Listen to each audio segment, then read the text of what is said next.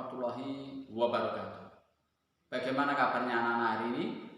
Semoga anak-anak sekalian masih dalam lindungan Allah Subhanahu wa taala dan tetap semangat belajar menggapai cita-cita.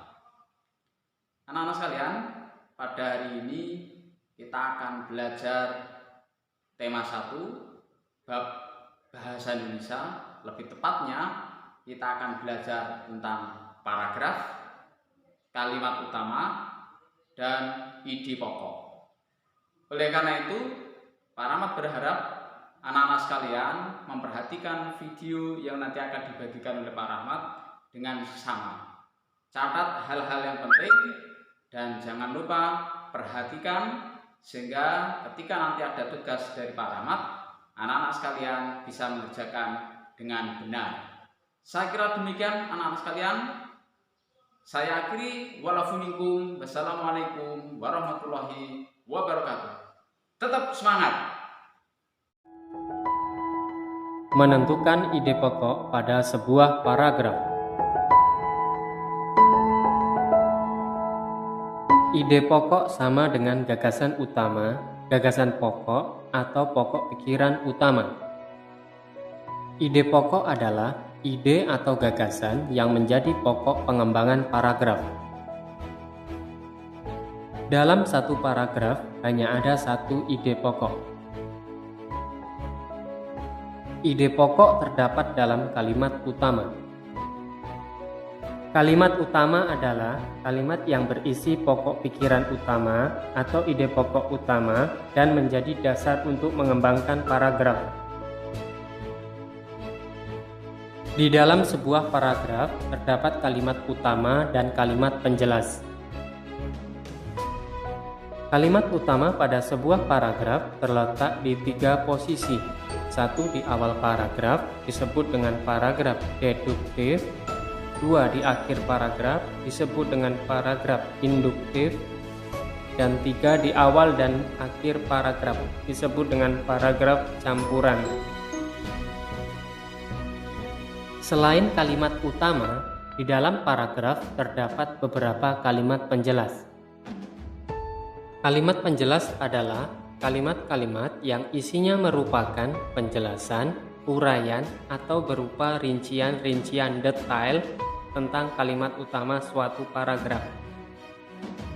Kalimat penjelas adalah kalimat-kalimat yang bersifat khusus dan berfungsi untuk mengembangkan gagasan utama pada sebuah paragraf. Kembali ke ide pokok terletak di kalimat utama.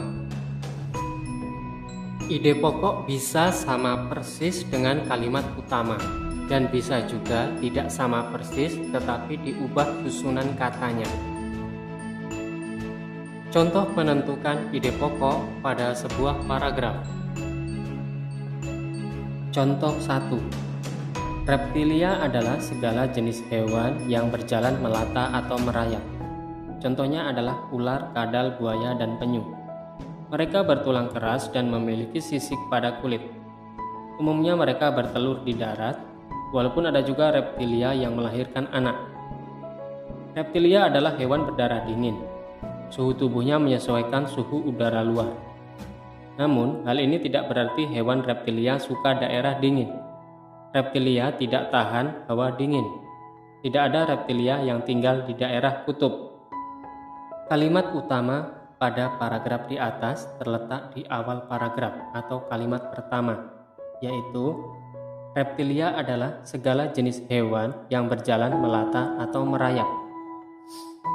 Lalu di mana ide pokoknya? Ide pokoknya adalah reptilia. Mengapa demikian? Karena kalimat penjelas dari paragraf di atas hanya membahas tentang reptilian dan tidak membahas tentang kata melata atau merayap yang ada pada kalimat utama. Jadi ide pokoknya adalah reptilia. Contoh 2. Indonesia memiliki kekayaan alam yang sangat melimpah. Kekayaan alam tersebut terdiri dari kekayaan alam yang bersumber dari darat, laut, dan dari dalam perut bumi. Kekayaan alam yang bersumber dari darat misalnya hasil hutan. Sedangkan kekayaan alam yang bersumber dari laut, misalnya ikan, rumput laut, dan mutiara.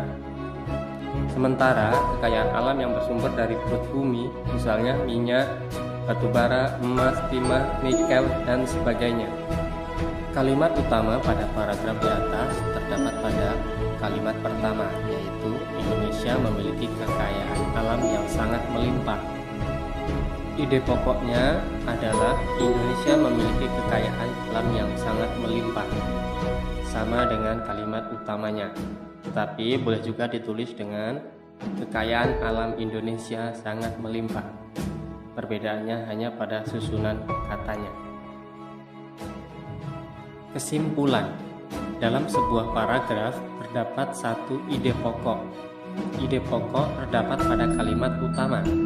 Ide pokok tidak harus sama persis dengan kalimat utama.